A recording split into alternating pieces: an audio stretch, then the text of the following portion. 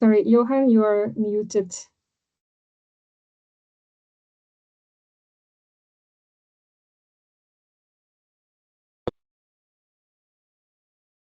Okay.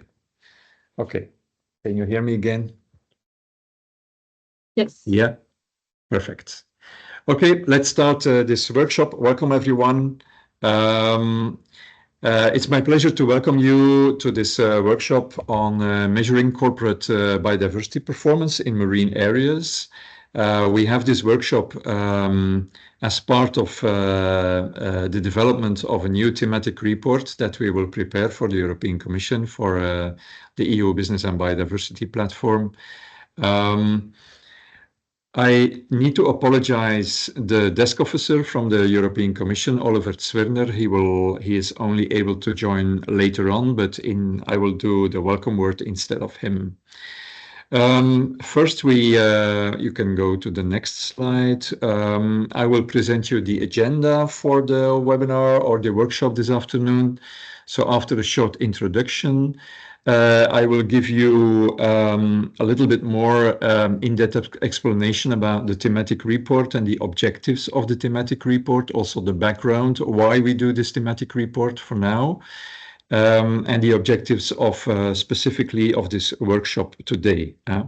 Then my colleagues, Helena Voet, who's a marine biology expert within Arcadis, and Jolyn, who's a business and biodiversity expert within the team, will give you more information about the two key topics of today. First of all, marine data availability and marine data collection, always from the perspective of the private sector. And then secondly, metrics and tools on how to measure marine biodiversity performance. Finally, Jolyn will also come back with an overview of a number of initiatives in this field that we have identified so far, and will also give some more clarification on the type of case studies that we would like to connect for the thematic report. And then I will conclude with the way forward. Let's make this a very interactive workshop. We will not work with breakout groups because the number of participants is not that huge, but we'll make use of a number of Mentimeter questions, and let's use the chat. Let's use your raised hand if you want to take the floor.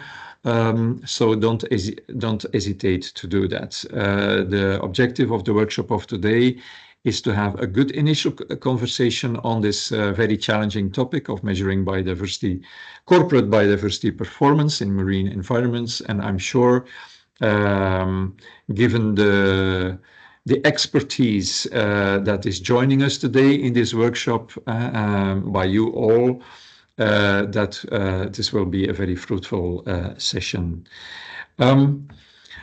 Don't be afraid about the slides. They will be shared on the EU Business and Biodiversity Platform website later on, and we will share the website details also later on in the presentation.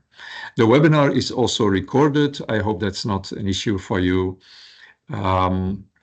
So okay, let's give it a start. I think most of you might be aware of the EU Business and Biodiversity Platform, but for some of you, this might be still a quite unfamiliar instrument. The EU Business and Biodiversity Platform has been established by the European Commission. I think it was after 2011, so it's running already now for almost 15 years. And the mission is really to engage with the private sector community, businesses, but also financial institutions and their supporting networks to raise awareness about biodiversity and to share best practice examples of how private actors can deal with biodiversity in their strategy development, but also in their daily practices. As there are quite some challenges related to implementing biodiversity in an organization, We try to address these key technical and organizational bottlenecks by means of information sharing. We produce quite a lot of documents, and there are quite some webinars, webinar series also, intake sessions for newcomers, and so on.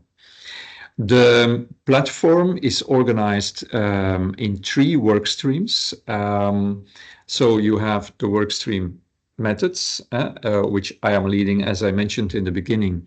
This is really addressing the key technical bottlenecks faced by businesses and financial institutions.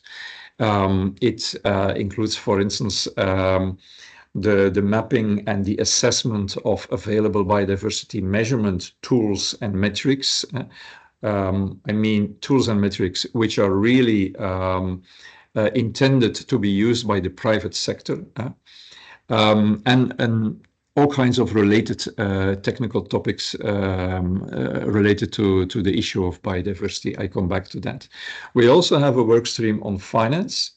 So this work stream is particularly focusing on the finance sector. It is very closely linked with the Finance for Biodiversity Foundation. And they also produce great guidance documents. They also have their own working groups where they discuss about biodiversity. And finally, we have the work stream on mainstreaming, which is really about trying to get on board the majority of the businesses, including SMEs, because we should not always focus on the front-runner companies, of course. Next slides. Next slides give an overview of what we have produced over the years in terms of guidance documents. Here you see 5 what we call update reports on the landscape of biodiversity measurement approaches and metrics, which can be used by the private sector. We started, I think, in 2018 with the first report, and last year we produced our 5th update report. It really provides an overview of what's available for you in terms of tools and metrics for measuring biodiversity. Of course, what we have seen, and which is not a surprise to all of you, is that for measuring corporate biodiversity performance in marine environments, there's quite a gap in terms of measurement approaches and metrics. And of course, this is the reason why we have this workshop today. Next slide. We also produce thematic reports. Every year, one thematic report. We made one about biodiversity data. We produced a report on the principles of nature positive, contributing to nature positive objectives. What does that mean for a company? We have produced a report with a very detailed comparison of the biodiversity disclosure frameworks and initiatives like TNFD, GRI 101, ESRS E4. And another report is underway, which is about measuring biodiversity outcomes of biodiversity credits. Still needs to be released by the Commission. And the report for this year is, as you know by now very well, about measuring corporate biodiversity performance in marine environments. Next slide. This is a snapshot of the website where you can find all this information and where you can find much more information about the activities of the European Business and Biodiversity Platform. But let's go to the topic of today. Next slide, please. So the objectives of the thematic report, and I don't have to tell you that, yes, you can go to the next slide, that the state of the marine environment is incredibly bad. It's a very sad story. While we have focused so long on the terrestrial environment, the oceans really got very degraded. This has been demonstrated over and over again over the recent years. We had the United Nations Oceans Conference recently in Nice last weeks, where this starfish barometer has been presented by a team of French academia, It's a nice way of presenting a number of indicators on ocean state. And for instance, on ocean state, you see here sea level rise, the temperature of oceans. We also have the extinction of species, and we have coral bleaching, but these are only a few indicators, of course. There are other indicators on human pressures, and climate change is a very important one. Overexploitation is also very important. Pollution, plastic waste are other human pressures. We can discuss this further today. Of course, this leads to a number of societal harms. One example is the increased frequency of storm floods that is affecting a number of coastal areas all over the world. On the other hand, oceans provide many opportunities for humanity. Lots of ecosystem services, again, can be expressed in a series of indicators, and which also applies to protection efforts. For instance, the number of protected species, the number indeed of protected species, but also the area and the surface of protected areas, marine protected areas. Next slide. We are focusing in the thematic report on the blue economy sectors because the blue economy has a major role to play, of course, in this whole discussion. They are not only responsible for the current state of marine areas and oceans, because much of the pressures come in by land, but of course they have a key role to play. In scope of the report are the really, let's say, the offshore activities. So we have excluded coastal activities because we think in terms of biodiversity measurement approaches that coastal activities can be fairly well covered by available biodiversity measurement tools and metrics that can be used on land. So this is a choice that we have made. We focus on offshore infrastructure, including submarine cables, the marine living resources, such as fisheries and aquaculture. Important note, this also includes the upstream. In fact, by doing this, we also include the retail sector because these activities are very important for retailers. Thus, we want to include the retailers in this scope because they also want to measure marine biodiversity performance of the activities leading to the products that they are buying in. Marine non-living resources, oil and gas, mineral mining, of course the marine renewable energy sector, but also maritime transport, and not to forget the finance sector, which is also here a very important stakeholder when it comes to economic activities in the marine areas. Next slide. Yeah, I think for the discussion today, it's good to keep in mind how companies are measuring impacts and dependencies. Some of you will be very familiar with this type of schematics, others probably not so familiar. This comes from the TNFD, the recommendations of the TNFD, the Task Force on Nature-Related Financial Disclosures.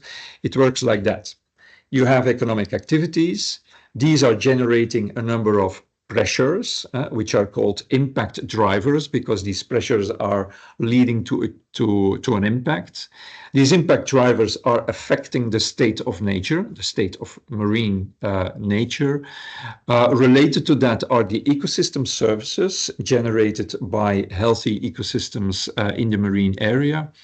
And if these impacts by economic activities are affecting the change of the state of nature, and so there is a negative evolution. Also, ecosystem services will be negatively affected, and this leads to a number of risks for society, risks for nature, risks for the economic, for the companies themselves that are generating these these negative impacts. It can also be the other way around. When you invest in nature restoration, it leads to an improvement of nature, and it can generate a number of opportunities.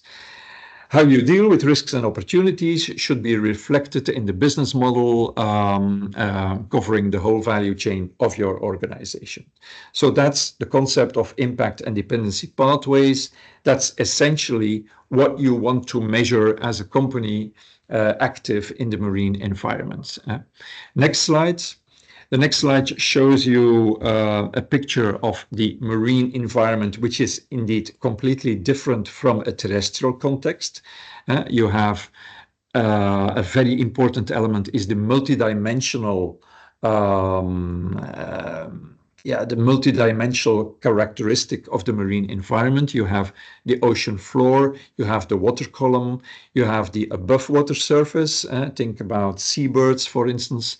You have the fact that there are sea currents, so it's a totally different environment where you are working in. Then the question is, which state of nature indicators should be measured? You see on this schematic, which is already a simplification of the reality, that there are many things that can be measured. Which area of influence? It's also more complicated in a marine context than compared to a terrestrial context. Which measurement approaches? Also relevant in this discussion, who is best placed to measure a state of nature? Is it always the economic actors that should measure state of nature, or can you rely on the government for measuring state of nature? And should the government provide this information to companies? If companies are measuring their pressures, which are the pressures that they should measure? It can also be very pragmatic to measure responses. For instance, for the finance sector, they can rely on how companies are dealing with their performance in marine environments. Different measurement approaches, we know that very well from our assessments over the years about of biodiversity measurement tools. Different measurement approaches apply to project level, site level, project level, product level. Think about the retailers, corporate level, supply chain level, and for the finance sector, the portfolio level. So this also is a complicating factor. It also applies for terrestrial activities, of course. Also for the blue economy, there is quite some variability between the sectors in terms of the impact that they have on the marine environment. And finally, in terms of data, we also have the choice between primary data, secondary data, and maybe model data can be useful too. So this is the challenge that we have to face, and this will be part of the initial discussion today. Next slide. We quickly go to a number of Menti questions. We have embedded a few Menti questions within the whole presentation, but my colleague Helena will introduce you to some first Mentis for today. I think, Johan, it might be relevant that I saw a question already. Yeah. Let me check. I think it was by Alexia, if I'm not mistaken. And she's on asking coastal activities. I know this discussion about where does the coast start and stop, what's the low water line and so on. We'll try to clarify a little bit more in the thematic report, but we wanted to avoid that we also cover, for instance, ports, harbors, and related activities, because this is very much related to land. We also wanted to exclude coastal tourism, coastal land use change. So really, the focus is really on the offshore. But we know very well there is we need to clarify a little bit better the difference between marine and coastal. Yes, let's go to the Mentis, the first Mentis of today. Yes, okay, thanks, Johan. So the QR code was displayed just earlier, and also through the website on your phone or laptop, you can still use the access code, which is shown above here on the screen. So as soon as most of our participants have joined us, we can go ahead. Two short messages before we start with the first icebreaker question would be that, of course, like Johan mentioned here when talking about marine activities, that all the questions in this Menti are to be approached from a biodiversity measurement for business view. And of course, we are working within the marine environment, so keep that in mind, if you will. Next up, before we start, is there's a few open-ended questions included here in this Menti as well.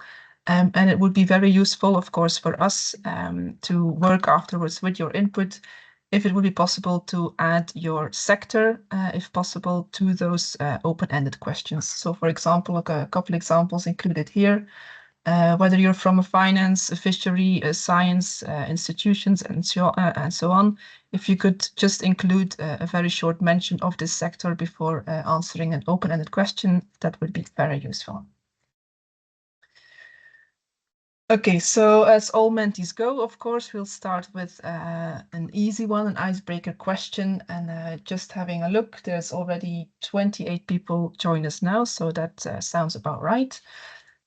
So if possible, by adding your sector, could you have us, provide us with some information on what comes to mind when thinking about biodiversity measurement in a marine environment in your sector, please?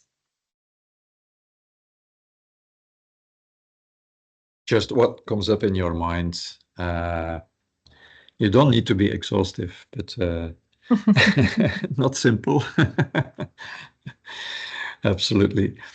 Weather dependent. Yeah. I can imagine. Yeah. On the ocean, the open ocean. Yeah, please. So add the sector as much as possible before you answer. I see not so many people have done that, but the wind sector did it. Yes. Bird monitoring, good. It's complicated. Yeah, knowledge gaps. Oh, really good. It's doable. Someone said it's doable. That's great. That's the guy or the girl that we need to know to get on board for today. Okay, fantastic. That's a nice compilation of and expensive. Yes. It's of course much more complicated in the sea, which has a consequence for the cost. I think we can go to the next Menti question. So here we are talking about challenge, of course, the first step towards really gathering some relevant input for us here. So what challenges does your sector face in measuring biodiversity in marine environments?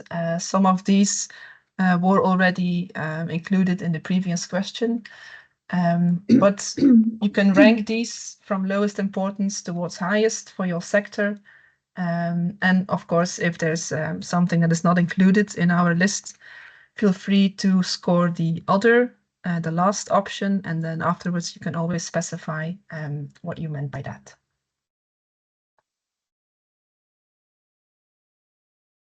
Yeah, takes a little bit of time to answer, but the first 4 or 5 answers are coming in. Yeah. Standardized tools and metrics, and this is, of course, this is indeed the key point. If we would have had such standardized tools and metrics, then life would be much easier, life at sea. The lack of data also is scored very high. Yeah. Cost is important, but relatively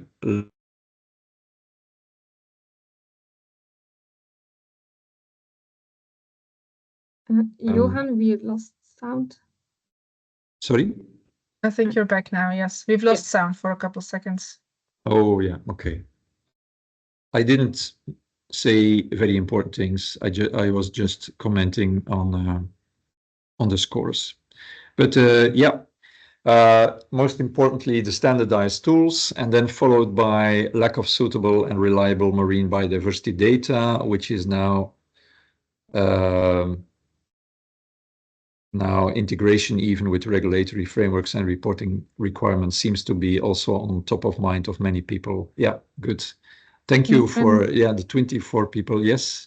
Hans wants to add something. Yeah, Hans. Yeah. Please. Yes. Sorry to interrupt the flow, but I think it's important to know exactly, do you see biodiversity as a goal in itself, or can there be situations when a higher biodiversity is in fact bad for nature in a certain situation? Ooh, the quote that higher biodiversity is bad for nature is quite new to me, Hans, and maybe also for quite some people. Can you give an example of that? Yes. For example, the header in Belgium, the Heide, is an area of special biodiversity. Imagine you introduce 25% of forest in the header. You will increase biodiversity, but you will indeed lose part of the header. So in that case, you have a higher biodiversity, but actually a worse situation for nature, from my perspective. Yeah. This can be solved, Hans, and there are excellent metrics available with significance values or importance values for the type of habitats and even the type of species that you can identify. This is available for terrestrial situations. So allowing even to compare biodiversity losses and gains based on these scoring of the importance of habitats. But this is one of the lacking things for marine environments. But thanks for the question. This is part of the challenge indeed. Given the time, I suggest we go on. Thanks for all who have completed this Menti. It's a nice outcome. I do see, Johan, there was one or multiple people that also included other, so maybe it might just be relevant to if they wish to take the floor and tell us what they meant. Or I would invite them to put the other comments in the chat. Yes, of course. In the meantime. So it's very important that you please be as explicit and clear as possible in the chat, because the information, part of the objectives of this workshop is to harvest useful information. So if you can put all this information and your opinions in the chat, please do so. This will all be taken into account very carefully afterwards. Okay, let's go to the next slide, to the presentation again, because the next slide is about the objectives of the thematic report. So I think this is also very important to clarify. With this thematic report, and this has to do also with resource constraints, as you can imagine, we don't have the ambition of developing a detailed guidance document on how the private sector can measure biodiversity in marine environments, because that would be quite an effort. On the other hand, we think that it is already very important to take stock of what's available now in terms of the tools and the metrics. There are a number of existing tools and metrics that can already be used in marine environments. We are aware about some emerging tools and metrics, so we would like to mention them too in the guidance document. The same applies to the data sources. And we also know that there are quite some interesting initiatives that have recently started up or are ongoing with regard to marine biodiversity measurements and related data accessibility for the private sector. And this is what we want to bring together in the thematic report. Based on this information, we would like to offer recommendations for further action. In the first place, to the European Commission, because if we identify a number of things that are already that are very challenging and don't seem to progress very well, or where we see clear opportunities for taking action, we will recommend that in this report. And therefore, we think the audience of the report is quite varied. Sustainability professionals within the blue economy sectors, for sure, because these people are looking for good measurement approaches. Tool developers themselves, and we know we have some of them in the audience today. Also government staff in charge of permitting offshore activities. For them, it might be good, very useful to be aware of the existing measurement approaches. And of course, for innovation and research programs, this could also be interesting. And then the objectives of the workshop today. Next slide. First, we wanted to inform you about this thematic report. I think we did by now, but we definitely want to collect information on metrics and tools and data sources and initiatives that you are aware of. We would also like to call for good and best practice case studies. We aim to have about 5 case studies or so in the thematic report. So if you have good ideas on case studies, please mention them in the chat or come back to us afterwards. And above all, we want to engage you in a joint process towards the formulation of recommendations for further action. But I will come back to that at the end of the workshop. Any burning questions for now? Otherwise, I would say we move on to the next session, which is about data availability and collection. I see there is a comment from François. François, please. Yes, just a very brief comment on the objective. So it's a very important and well-articulated objective. I just wanted to mention that as part of the initiative I've been working on, the Making Oceans Count, we found out actually a big gap is about implementation and actually translating lots of data sources or methodologies into actionable information. And I would say that, I mean, from our experience, it's quite a huge task to take all these data sets, put them into, common denominator formats. I just wondering whether this kind of ease of use will also be pointed in the report, because I think this is quite absolutely. This is already one of the key recommendations that we are aware of. Accessibility and accessibility of marine data for the private sector, and also finding your way in this labyrinth of marine data sources, which are mainly academic. But I will leave it to Helena to explain a little bit more about this issue, this challenge of marine biodiversity data. Thanks, Johan. Okay, so now we wish to focus on the importance of marine biodiversity data in aiming for and, of course, achieving offshore sustainability. So to start, we should consider why this reliable data is so vital. Marine data forms a foundation for understanding the intricate dynamics of ocean ecosystems, but it also allows us, of course, to measure impacts of human activities, whether it is fishing, offshore renewables, sand extraction, and more, as Johan mentioned. But it also allows us to identify dependencies or interdependencies among species or habitats. And it also helps us to assess both risks and opportunities that come with human interaction with these marine environments. And by having reliable data, of course, we can then make informed decisions that not only protect the marine life, but also could enhance the stakeholder trust in these endeavors, or also ensure regulatory compliance where needed. An ultimate goal, of course, would be then to create sort of a win-win situation for everybody, the blue economy players present here and further on, but also to move towards a biodiversity positive future. But we have seen that Although there are significant advances in terrestrial biodiversity measurement, marine data and tools have room for growth, so hence this workshop and thematic report.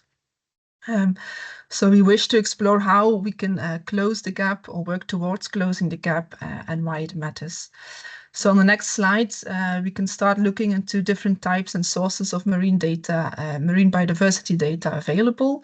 And you can see we can collect a variety of data, of course, including biodiversity metrics and indicators. They can understand or help us understand the health of the ecosystem. We can collect ecological impact data, measure how human activities can affect these ecosystems. We can monitor species. We can track populations and distributions. We can also, of course, collect physical and chemical parameters, temperatures, sea currents, nutrients, pollutants, and so on. And additionally, socioeconomic data can provide some insight in how human communities can interact and depend on the marine ecosystems, of course. We gather this data from a range of sources, scientific databases, government, NGO reports, knowledge institutions, and industry-specific initiatives as well. And the collection methods are equally varied. They can include survey campaigns, diving, use of underwater robotics, satellite and aerial imagery as well, along with automated sensors, marine bioacoustics. They can all add further precision and scope to the data collected. And more actual could be environmental DNA or eDNA, which is a newer method that allows us to detect species presence without actually having to directly observe them. And this is one of the ways that could have a non-invasive way to monitor biodiversity in situ. And these methods collectively aim to capture a comprehensive picture of marine ecosystems, which is then, of course, to be used to different goals. One of the examples of a practical application of these data on the next slide, these data efforts, collection efforts, would be the Belgian Windman campaigns. And these are designed to assess and mitigate the environmental impacts of offshore wind in the Belgian North Sea. And the objective here is twofold. So on the one hand, these campaigns ensure sustainable energy goals and development, whilst also protecting the marine ecosystem in the neighborhood of these offshore wind farms. And the campaign, or the campaigns, plural, they focus on key areas, marine biodiversity, physical processes, ecological impact of disturbances. And by using a combination of amongst others, trawl and dive surveys and remote monitoring and tracking and other techniques, these campaigns can really provide some critical insights in how these wind farms affect the marine environment, and the other way around, of course, as well. The efforts here are coordinated by the Royal Belgian Institute of Natural Sciences, and they work closely with wind farm operators themselves, as well as researchers, NGOs, and so on. And the outcomes of the campaigns, they include comprehensive data sets, and they can, of course, then go further inform adaptive management, policy developments. And it really exemplifies how diverse stakeholders can really work together and balance energy needs with environmental stewardship and in the same location and moment. On the next slide, we wanted to provide you with a short or starter reference list of data platforms that aim to make marine biodiversity data accessible towards third parties or private users. The platforms here are, and beyond, of course, are crucial for researchers, policymakers, conservationists, and so on. And they include international data, observation networks, and they offer extensive data sets, Earth observation data, and so on. And the list also includes some online data viewers that can link such biodiversity data sets and also, of course, help integrate different marine data types and enhance the understanding through some clear visualizations that are or maps or interactive maps and so on. And they not only facilitate the data access, but they can also promote really international collaboration through different projects, through different data collectors or conservationists. They will also have an opportunity to comment and suggest some other data platforms, of course, later on in the presentation. But I'll end this piece on the next slide. But finally, we have, of course, some challenges, which is the main key that we want to address in our report when making marine data usable for other users. So, of course, like I mentioned, there's a wealth of data that's already collected or being collected, but the usability is often limited, whether it be by a geographical or temporal coverage restraint or many areas that are still remaining under monitored. Data collection over time can really be inconsistent, and therefore the usability can remain low or too low for a direct applicability. Also, source availability can pose some issues, as well as the lack of standardization, which is very important. And this can really lead to inconsistencies among different users that would try to apply this data. And also low accessibility can happen due to a cost associated with this data, due to specific formats that are not user-friendly or not standardized. Data coverage or different scales can also prevent businesses and researchers from using the data effectively. And therefore, overcoming these challenges really requires a concerted effort to standardize data, whether it be the collection methods or the accessibility afterwards, and also ensure, of course, comprehensive coverage. And so by addressing the issues, we could really try and unlock the full potential of the data that is already collected or that could be collected in the future, and that can drive sustainable development and conservation efforts even further. So therefore, we try to make our way back to the Mentimeter, whether it be on the phone or on the laptop, and we can go towards the next question. I will share the results with you on the screen here as well. There we go. So here we would like to know or ask why measuring biodiversity performance is or could be useful for your sector. And of course, also feel free to suggest anything else that might not be listed here by voting for the other, and then afterwards you can specify by taking the floor or adding something in the chat.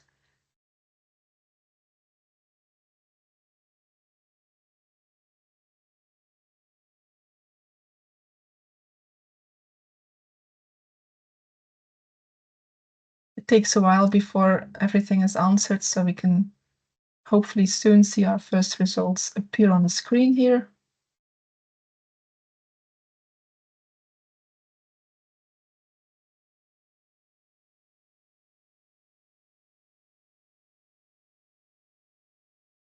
The answers don't seem to come in. I think. Yeah, now they are. Yeah, the first one is there. Yeah, okay, yes. Good. Yeah, it takes a while because there's quite a few options to choose from. Yeah. But as soon as the 100 points are divided, then we can see. Okay, based on 6 replies, we see that permitting conditions and monitoring requirements is very dominant. Yeah. And yeah, part of the strategy, yeah, of course. So these both of them are switching in terms of number 1 and number 2. It's also interesting to see demonstrating strong biodiversity performance in tender process. Probably that comes from the wind energy sector. This is indeed getting quite important. Yeah, and also maybe also a quite positive signal is that companies are not really measuring because of external disclosure. This is not their first preoccupation, and that's good. It means that it's part of the company's strategy and that companies really want to know how they perform. That's an interesting outcome. Good. I also saw there's already an other specified in the chat from here, Francois which is from quite Demi. interesting. Yeah, valuing biodiversity as an enabler for large-scale restoration projects. Yeah, to demonstrate if you are investing in marine ecosystem restoration that you can really demonstrate by measuring and valuing biodiversity that you have these positive outcomes. Yes, this is a very nice one. Yeah, thank you, Francois. Okay, I think, is there another question at this moment, Helena, or not? No, the next ones are for when we have had the information. Yeah, on the data discussion, Roos mentioned also Hub Ocean. Hub Ocean is indeed another data platform which includes very nice categories of ocean information also for the private sector. And I think they are also part of the Making Oceans Count project. We come back to that later on in the presentation. Any final comments on the data issue before we move on to metrics and tools? Okay, not really for the moment. Okay, Jolien, then you can start with metrics and tools. Thank you. So indeed, let's zoom into the metrics and tools for measuring biodiversity within this marine environment. In the report, we will discuss metrics and tools for measuring a wide range of biodiversity elements in the marine environment, and we will take stock of existing tools and emergent tools with the purpose to provide an overview of these tools that cover marine biodiversity measurement. And we will focus on biodiversity tools developed specifically for the marine environment, which are often sector-specific tools or tools developed by a specific player or for a specific purpose. But we are also looking into the more general tools developed to measure biodiversity, both applicable on land and on the marine environment simultaneously, which can have benefits for businesses and investors with projects or portfolios, both on land and in the marine environment. And we finally will also discuss and cover emerging tools to look out for in the near or further future. And to show some differences and similarities between the tools and the metrics, and to structure these tools depending on their scope, their applicability, and as mentioned before, if they're accessible and their ease of use. We will use the navigation wheel for biodiversity measurement, which is also explained in the update reports.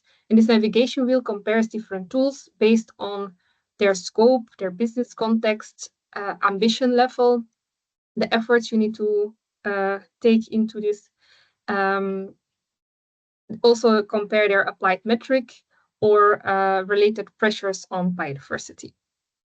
And we will include examples from this most recent update, report 5, where it's already indicated if some of these tools include information on the marine environment. For example, pressures such as sea use change, effects of climate change on marine environment, marine eutrophication, and marine ecotoxicity. They're already scored for the tools within this update report 5. But in this marine thematic report, we will also include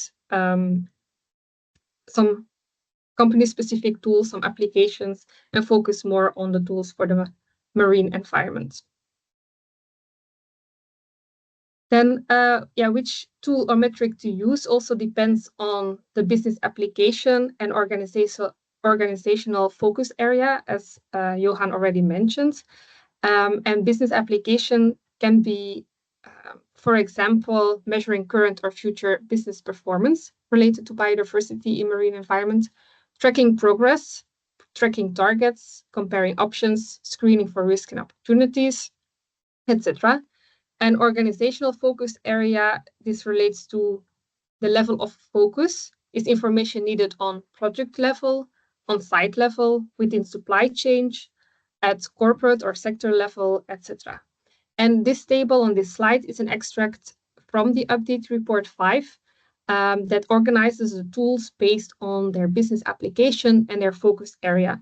And so you have like on the first column, the different business applications, and horizontally, the different organizational focus areas. There's also a color code included here that ranks the tools depending on their maturity level. So blue are emerging tools and green are already mature tools, just as an example. Then, of course, related to business application and focus area, there's also this scope of biodiversity measurement that will influence the use of the metric and the use of the tool.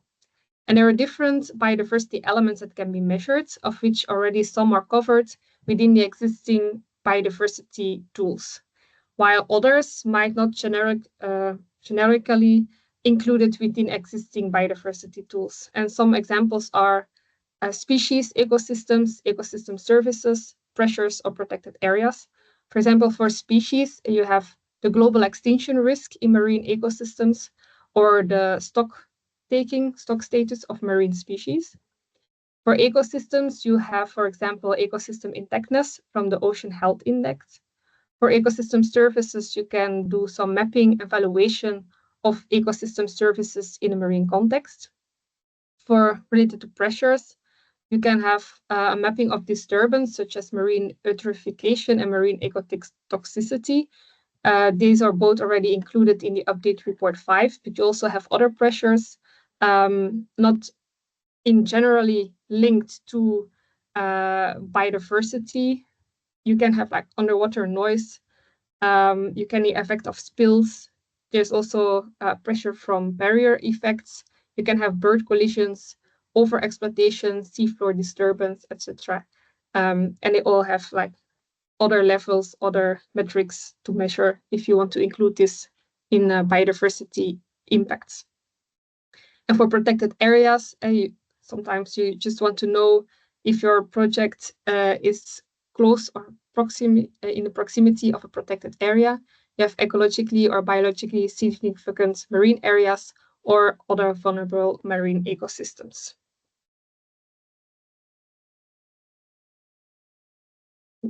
Yes. Then, as mentioned before, we will take stock of existing tools and emerging tools with the purpose to provide an overview of these tools for measurement of biodiversity within the marine environment.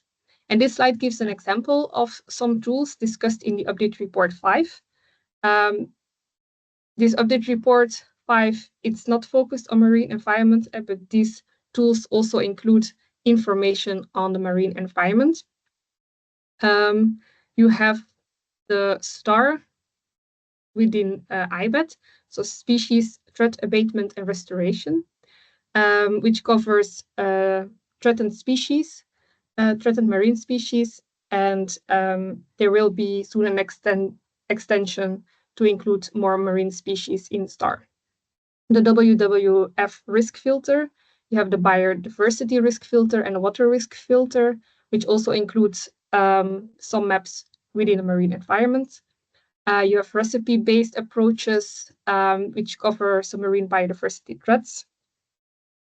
You have also READS, the Global Impact Database, and ENCORE, which cover more pressures, impacts, and dependencies in marine environments, not specifically marine, also on land. And here on the next slide, so we will also include some emerging tools. For example, the Global Biodiversity Score by CDC Biodiversity has inclusion or plans to include the marine environment. Then there is also MESP, a framework, Marine Ecosystem Performance Framework, which is developed by Organised and other partners with funding from the Innovation Fund from the Flemish government. And it aims to integrate ecosystem approach analysis and business performance assessment within a dashboard design. And currently, the proposal for a follow-up research project is being reviewed for partial government funding. And then also DEFRA. So within the UK, there is the Marine Natural Capital and Ecosystem Assessment Programme. Within the UK, they already have a measurement and biodiversity net gain law for land-related purposes, and they're also looking into the marine natural capital and having a program. So we're also going to include more information about this in the thematic report. So we also want to ask you to share some insights on which tools you already have experience with. So we invite you to go to the Menti or also keep putting your information on the chat.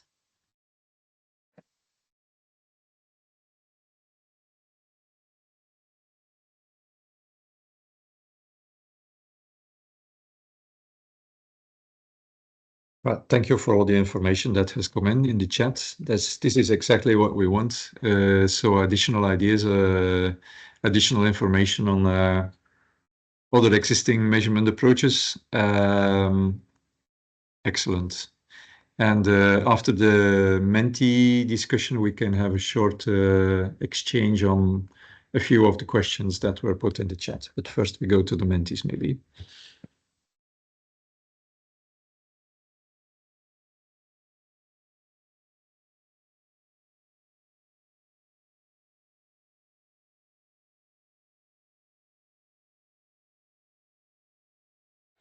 De Bora box. Tja. De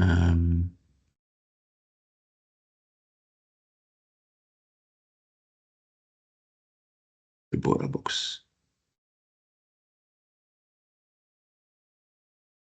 Okay, I never heard about the Bora box, but thanks for the information in the chat. Yeah, the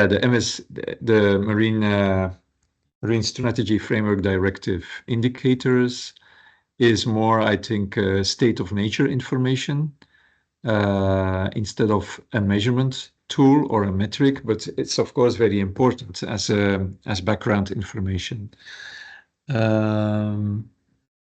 Yeah, okay. Arbitrary.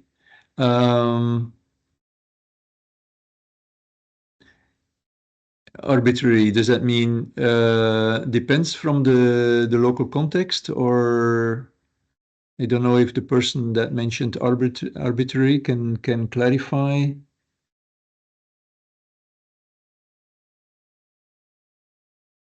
Okay, but it's fine. Okay, good. Yeah. Okay, maybe next Menti question. Yes.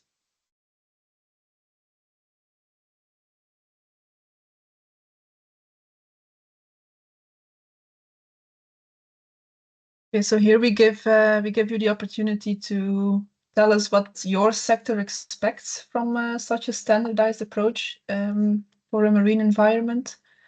And there's different options to choose from. And again, of course, if something other would be applicable, you can score that and specify in the chat.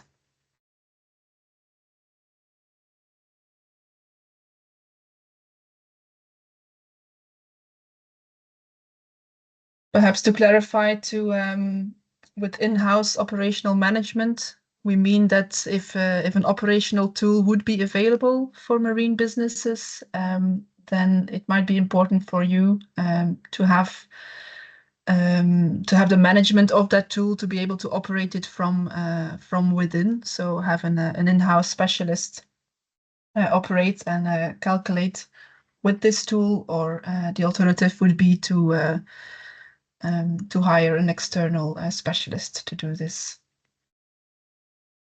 Yeah. Okay. Yeah, probably this is not an easy question for some of you, because you need to have a little bit experience with these tools to know exactly how they work. but aligned with the regulatory requirements comes up now as the most prominent one. Yeah. Yeah, cost effectiveness is a logical one. Availability of open source data. Yeah. Okay, good. There are no specific other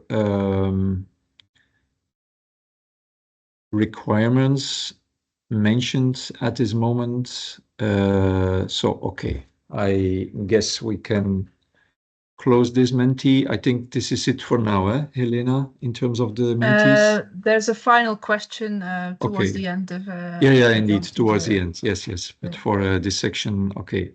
Yes, okay, thank you. I would like to come back to a suggestion by Jacob Bedford from UNFWCMC. I wonder if for the marine environment we need some foundational consensus as to when state of nature measurement is needed as performance and for which contexts and sectors, and when a pressure response approach is more pragmatic. After then we can think about appropriate methods and tools. Personally, I think this is absolutely correct. I think it's already applied to some extent because, for instance, the finance sector is clearly focusing on responses, I think, or for quite substantially how companies are behaving in what they are doing in terms of biodiversity performance, what measures they have taken. And this is, of course, very important for the financial sectors which have these companies in their portfolio.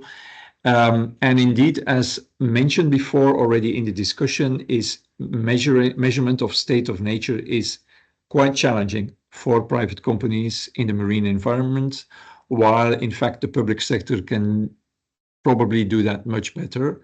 So indeed, but it might be different from sector to sector. Maybe, I don't know, Jake, if you want to come in at this moment, if you want to clarify, or others that can support this statement.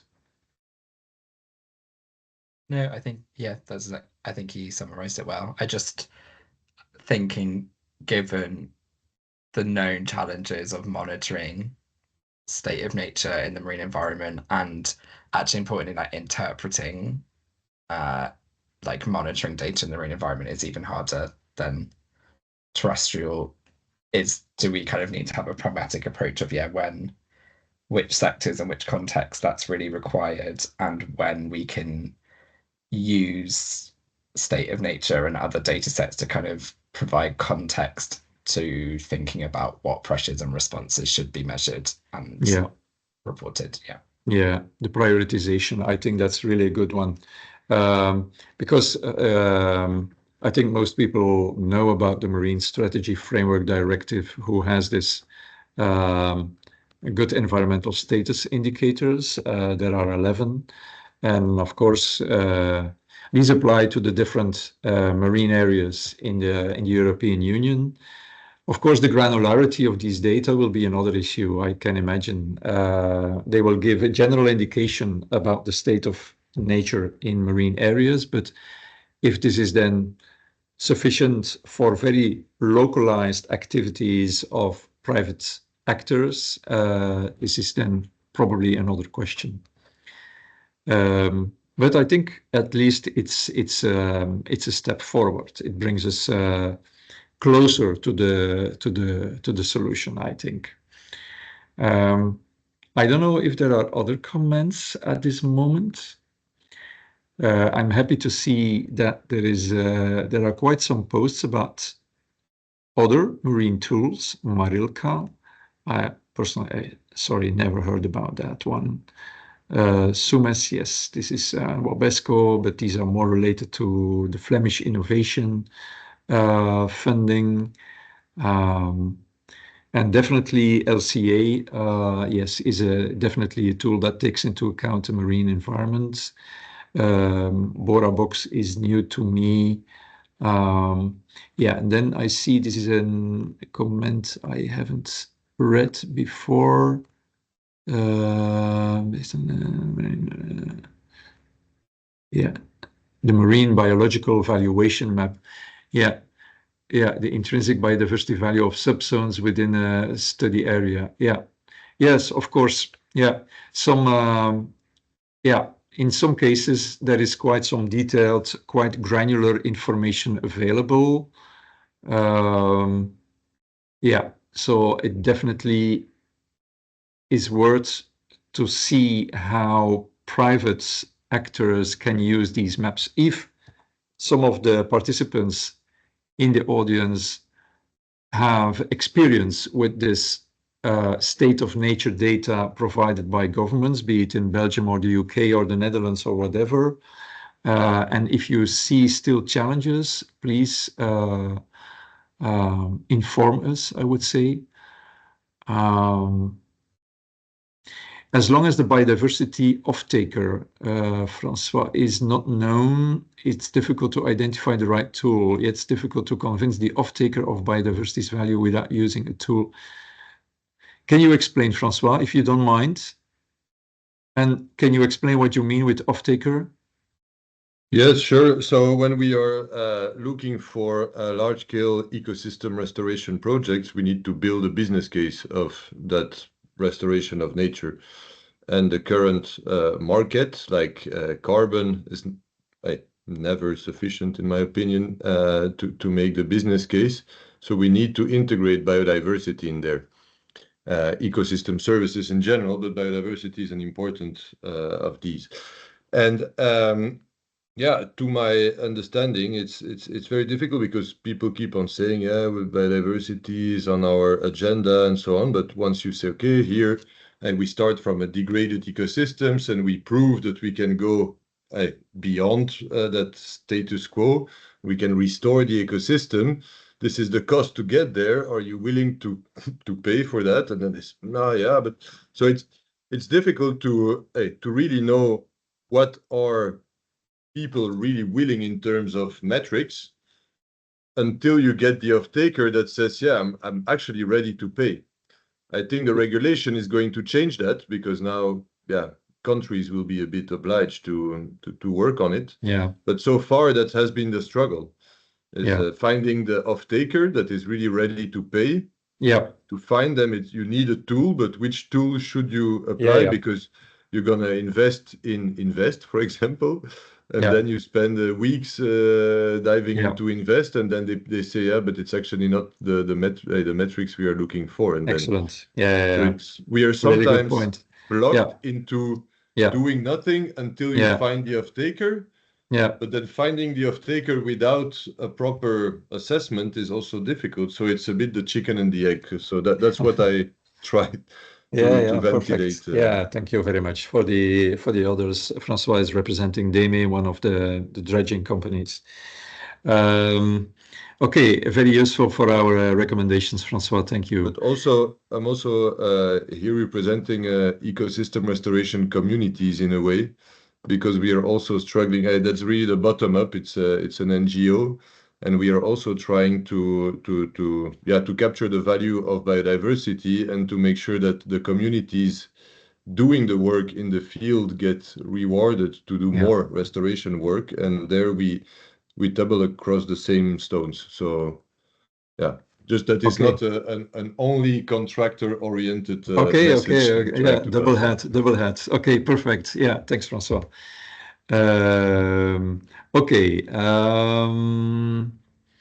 I don't know.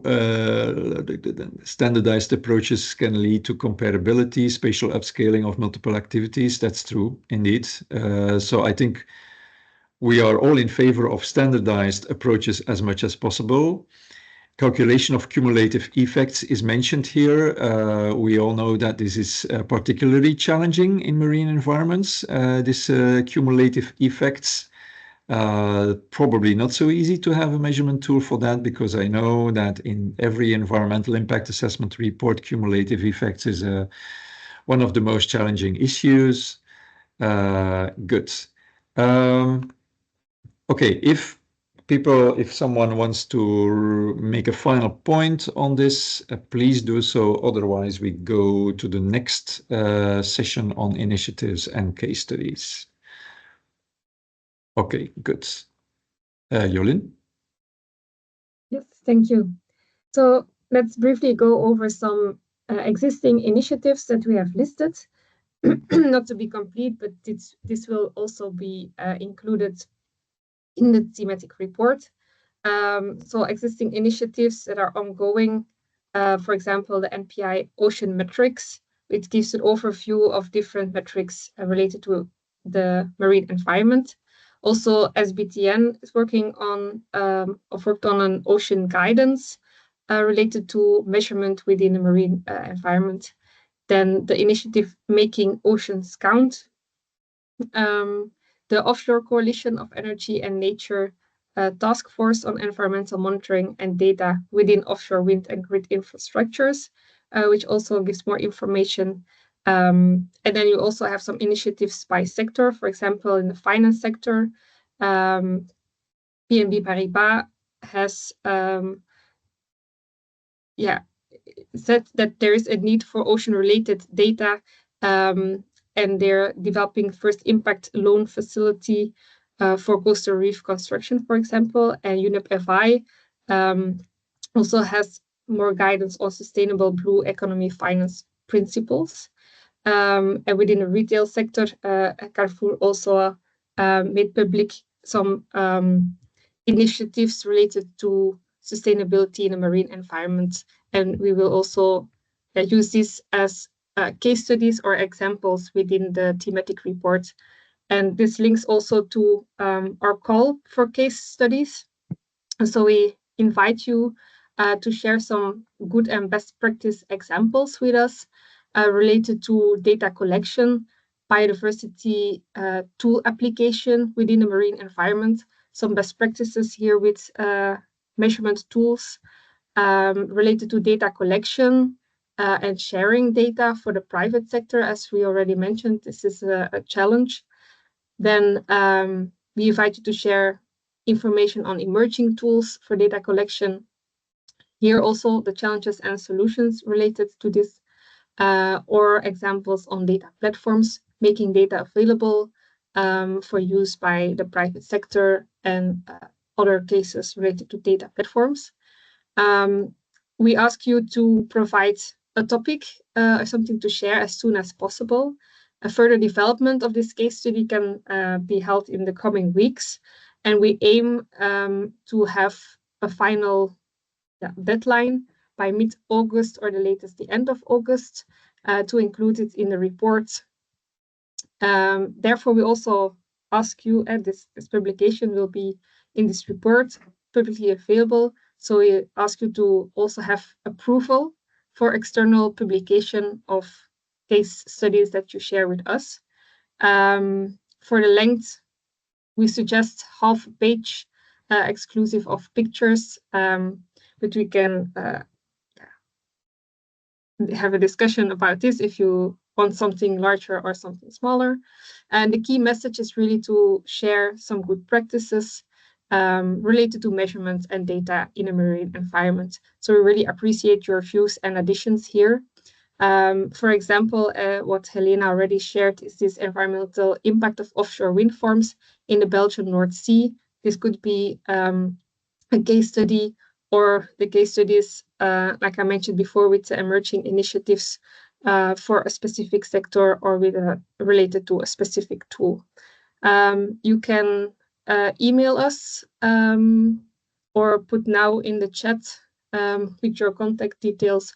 Then we can contact you related to a case study. I don't know if there are some questions related to this. Yeah, ideally we have a case study for each sector, which is covered in the thematic report, including the finance sector, but I think we already found them. But anyway, additional information is definitely always welcome. We can also, if we have more information for case studies, we can refer to them anyway without having a full case study. So Let's see, are you also in ongoing projects even? Of course, yes, because this report is really about stock taking. So what's going on in the field of the marine environment related to corporate biodiversity measurements and data. It's not only about things that are finished, but also what is living, what is emerging. Because don't forget, at the end, in the thematic report, we want to come up with recommendations. So these recommendations can be based on ongoing projects. Why not? So please let us know. On the initiatives, if you are aware about additional initiatives than only those that are mentioned by Jolien, please let us know, because we know there's a lot going on in terms of in this field, and we also need to ensure. I don't know if we can have this ambition with this thematic report, but at least we should ensure that double work is avoided as much as possible. We see several initiatives aimed at harmonizing corporate biodiversity measurement in marine areas. So if this all could be aligned, this would be great. And of course, the Nature Positive Initiative is now setting up also a whole consultation process for coming up with state of nature metrics for the marine environment. We'll be in touch with them. Of course, we have indeed science-based targets metrics for seafood that have been launched a few months ago. The Making Oceans Count project has also plenty of information, and which is also very useful for the recommendations. But if you have additional ideas, please let us know. Quickly in the chat, are there other? Can you elaborate? Yeah. Okay. Should the project be in Europe? Preferably, yes. Unless it's a really good example that can be replicated to the European context. Why not? So, yeah, please let us know. If you have indeed a very smart case study that you think is very useful for application in Europe, why not? Yeah. So, I'm happy to see that there is interest for providing case studies. Okay, really good. Of course, we are now entering the summer, so we'll need to be aware of the practical follow-up, and that's why I would now maybe propose to go on to the next session on the way forward. Yes. Okay. Thank you. So what are the next steps? We have also the possibility to do a number of interviews over the coming months. So again, we would like to have the insights from key stakeholders, for example, people who already did efforts to come up with marine biodiversity metrics, but were not always successful, but their experiences can be very useful. We might have an interview with a company who has developed its own metric for measuring biodiversity in a marine context. These things. If you think you also have lots of useful insights that can help us with compiling the report, please let us know, because we haven't finalized the list of interviews. We aim to have around 5 interviews, no more than that, but we can deviate a little bit from that if needed. So the draft report is due by end of August. That's at least the ambition. But then, very important, we have a validation workshop on the 9th of September. You will be informed about the workshop. So you'll have the opportunity to join again. And the aim of that workshop is really to discuss the recommendations. So by that time, we will have formulated the recommendations that we want to have in the report, and we will focus exclusively on the formulation of these recommendations and if there are other recommendations or not. Again, from the viewpoint of all these sectors that are included. And we would like to publish the report soon after the European Business and Nature Summit, EB&S, European Business and Nature Summit, organized also by the European Business and Biodiversity Platform, and which will take place in Helsinki on the 23rd and the 24th October, and where we also have a short presentation on the outcomes of the thematic report. Any other things that people want to raise at this point?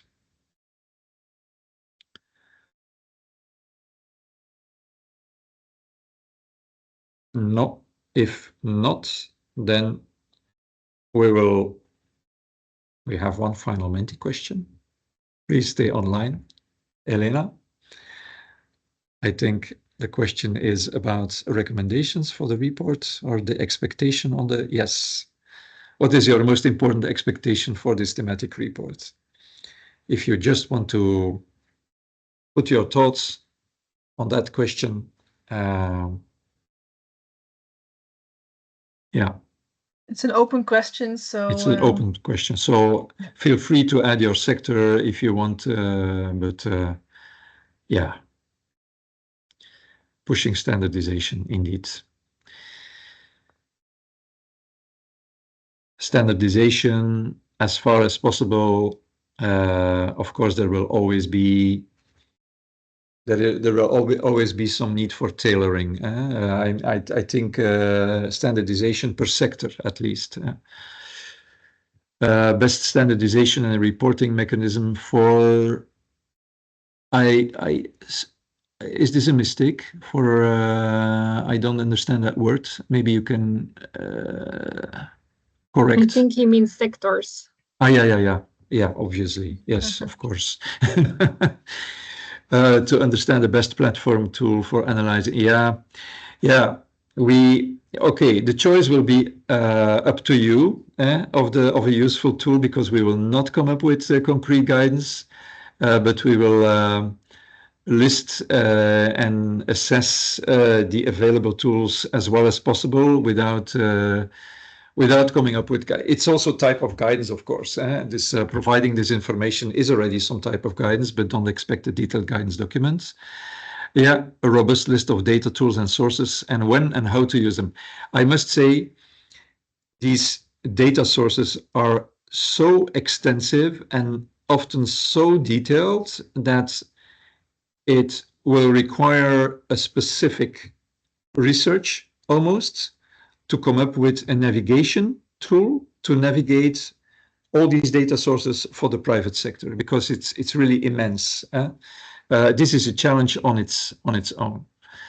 And now the Menti. Thank you for all your inputs. The Menti is trying to structure apparently and is using maybe a little bit of AI. Is that correct, Helena? Yes, I believe so. Yeah. If there's multiple answers coming in, then... Yeah. This is not the way we will compile the report, so don't expect us to just use AI based on this workshop, applying a little bit of AI and then compiling the report. This is not the way we will go on. But I think, okay, for us at least it was a very useful workshop. I hope for you too. Thanks for all your inputs, and we will have some work over the summer, and we'll come back to you at the end of the summer. So thank you very much, and see you again soon. Bye. Thank you.